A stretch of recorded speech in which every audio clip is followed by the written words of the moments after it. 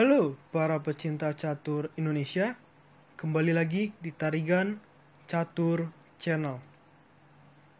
Masih dalam ajang yang sama, yaitu Legends of Chess 2020.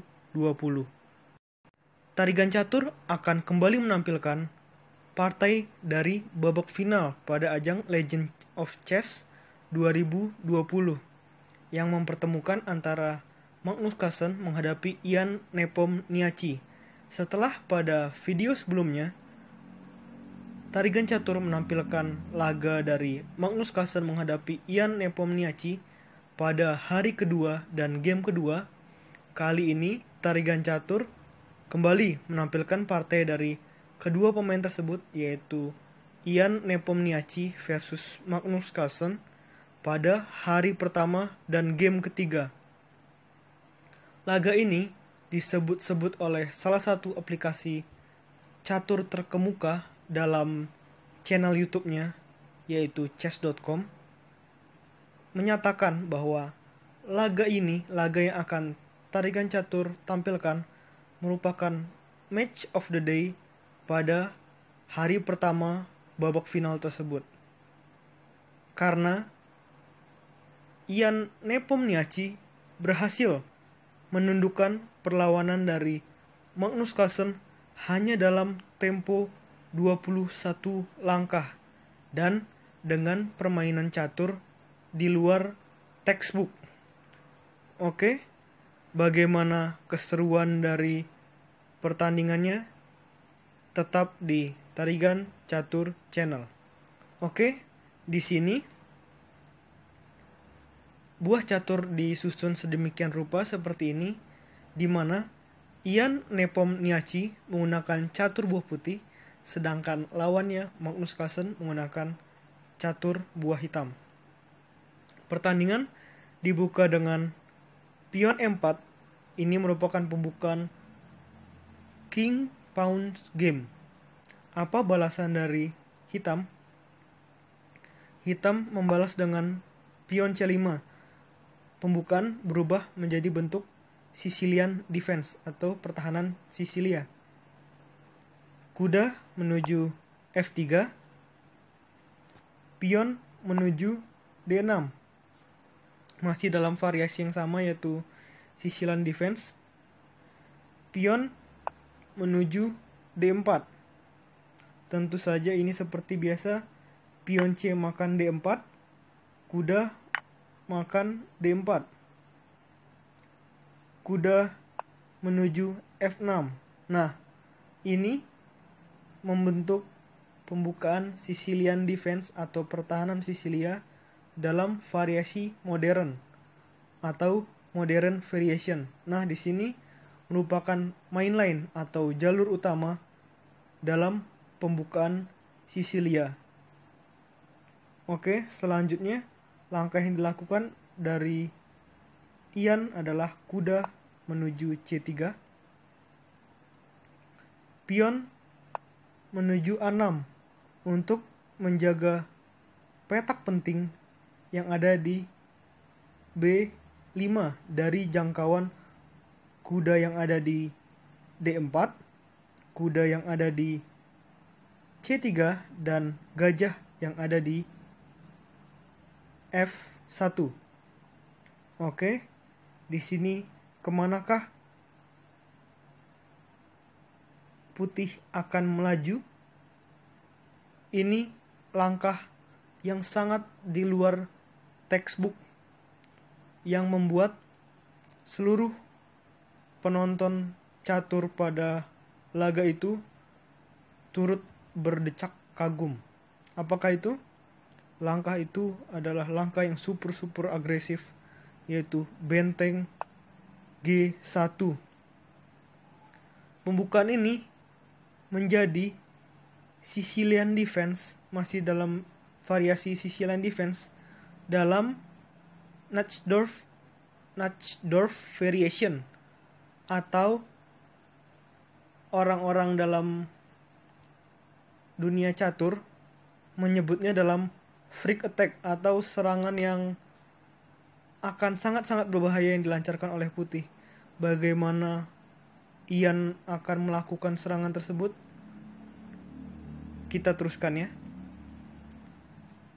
Pion menuju B5. Di sini Magnus ingin juga menyerang kuda dari putih nantinya menuju petak nyaman yang ada di B4.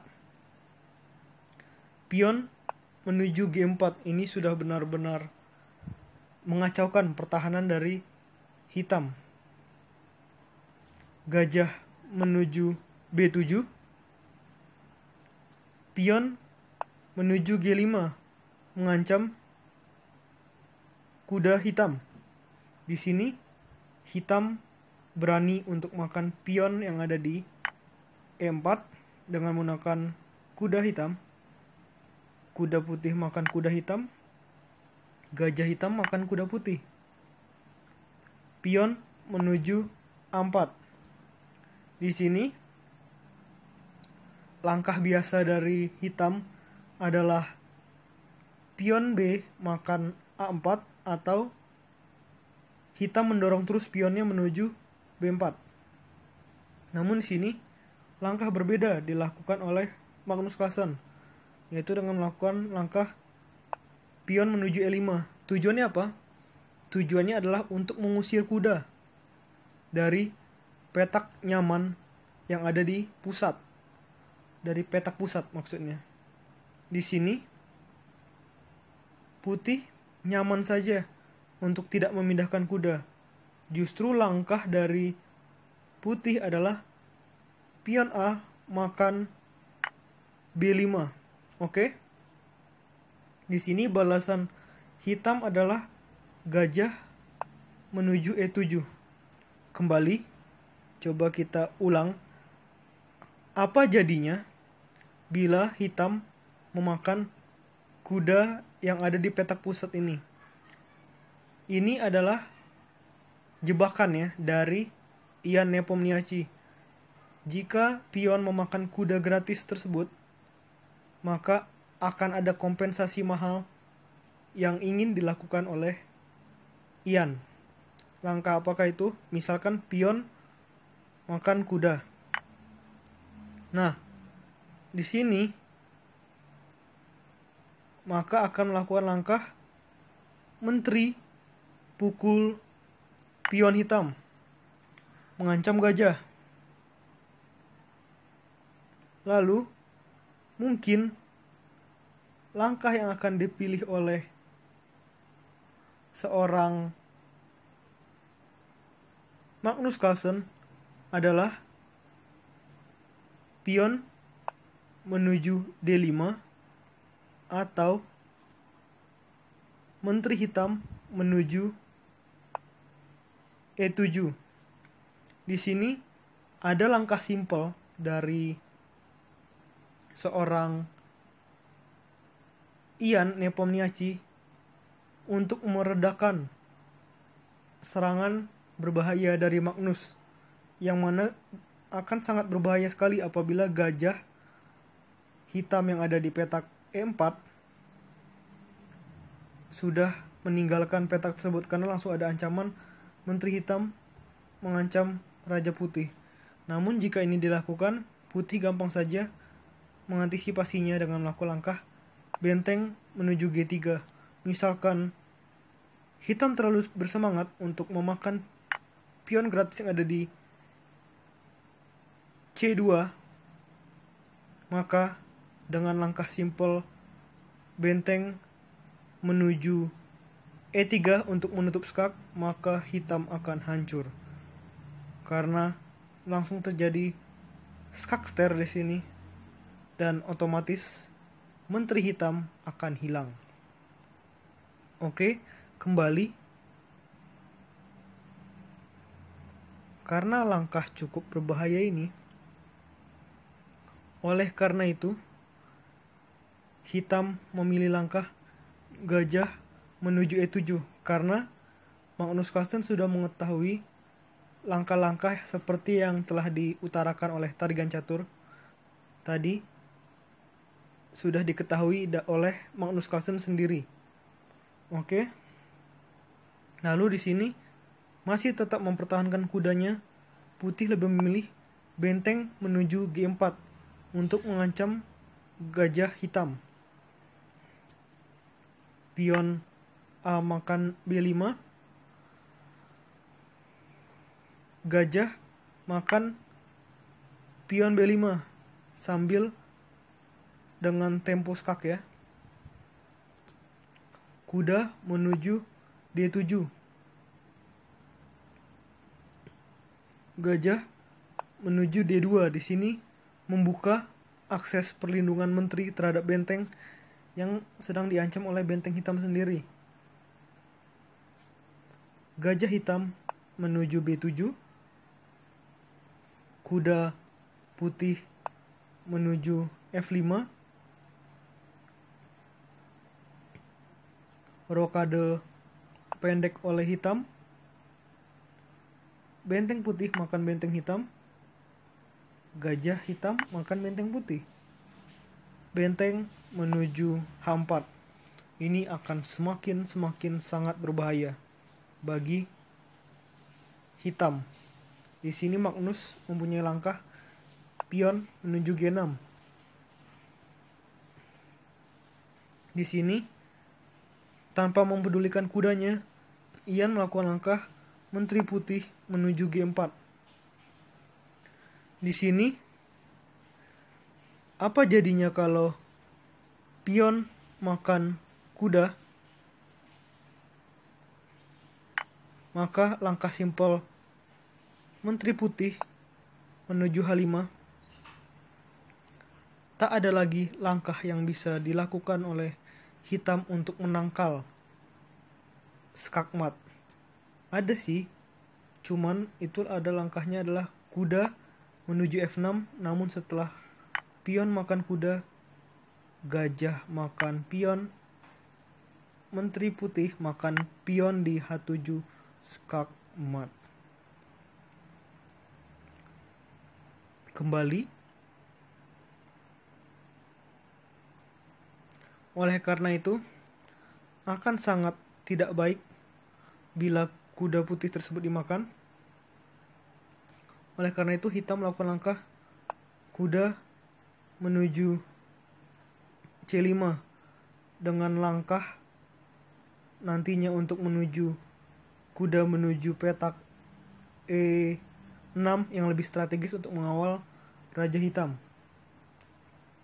Menteri putih menuju H3. Lalu, bagaimanakah langkah dari hitam selanjutnya? Langkah dari hitam selanjutnya justru adalah langkah blunder fatal yang dilakukan oleh Magnus Carlsen. Apakah itu? Pion menuju H5. Di sini, putih punya langkah yang sangat menarik untuk membuat pertahanan dari Magnus Carlsen semakin kocar-kacir hingga akhirnya kalah. Apakah itu? Langkah dari putih sangat luar biasa, yaitu dengan melakukan langkah benteng makan pion H5. Percayalah, apapun langkah dari Magnus Carlsen selanjutnya sama saja akan berakibat kekalahan. Di sini tentu saja untuk menghindari skakmat yang lebih cepat, Magnus Carlsen melakukan langkah pion makan benteng yang ada di H5. Menteri putih makan pion yang ada di H5.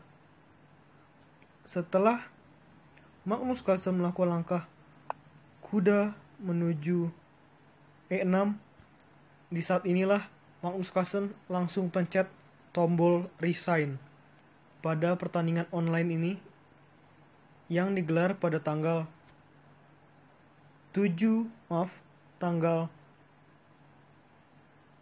Agustus tahun 2020 ini. Yaitu, kenapa bisa demikian? Kenapa Magnus Carlsen bisa resign dari pertandingan ini? Karena hanya dengan cukup satu langkah simpel dari Ian Nepomniachtchi maka tak ada lagi yang dapat dilakukan oleh hitam untuk menghindar dari skakmat, yaitu dengan melakukan langkah pion menuju G6. Bisa sebenarnya masih ada jalan bagi hitam untuk menghindar dari skakmat sebenarnya ya. Namun ini akan sama saja berdampak kekalahan. Kenapa? Jika hitam melakukan langkah sembarang, misalkan gajah menuju H1 misalkan ya, maka hanya dengan langkah menteri H7 skakmat. Lalu kembali apabila langkah yang dilakukan oleh langkah dari hitam adalah pion makan pion yang ada di G6, maka bisa dilakukan langkah dengan skak, raja berpindah, dan hanya dengan langkah simpel menteri putih makan kuda hitam, maka segala sesuatunya akan menjadi lebih sulit bagi hitam. Di sini hitam tak bisa melakukan apapun. Misalkan di sini hitam ingin untuk menyelamatkan rajanya yang sudah terlanjur terbuka. Tidak ada lagi pertahanan, sudah terbongkar semua lah istilahnya pertahanan dari hitam. Misalkan menteri putih mau menteri hitam mau mengajak mengadu dengan langkah simpel menteri putih menuju H6 skak, raja menuju G8, maka menteri putih menuju G7 skakmat. Lalu kembali apabila di sini langkah hitam adalah benteng menuju G8, maka menteri putih menuju H6 skakmat. Jadi di sini apapun langkah dari hitam, tak ada lagi yang dapat menyelamatkan raja hitam, sehingga Magnus Carlsen memutuskan untuk resign dari pertandingan ini. Ini adalah pertandingan yang luar biasa. Oleh karena itu, dijadikan sebagai match of the day pada hari pertama final. Oke, menurut Tarigan Catur, video kali ini cukup. Nantikan konten-konten selanjutnya tetap di Tarigan Catur Channel.